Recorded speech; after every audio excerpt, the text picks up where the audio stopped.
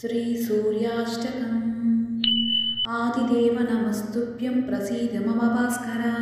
दिवाकर नमस्तुभ्यं प्रभाकर नमोऽस्तु ते।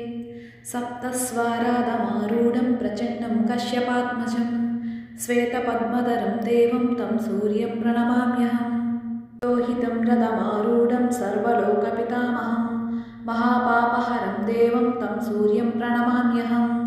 त्रैगुण्या च महाशूरं ब्रह्मविष्णुमहेश्वरं महापापहरं देवं तं सूर्यं प्रणमाम्यहम्। बृहीतं तेजसं पुञ्जं वायुमाकाशमेव च प्रभुं च सर्वलोकानं तं सूर्यं प्रणमाम्यहम्। बन्धूकापुष्पसङ्कासं हरकुण्डलभूषितम् एकचक्रधरं देवं तं सूर्यं प्रणमाम्यहम्।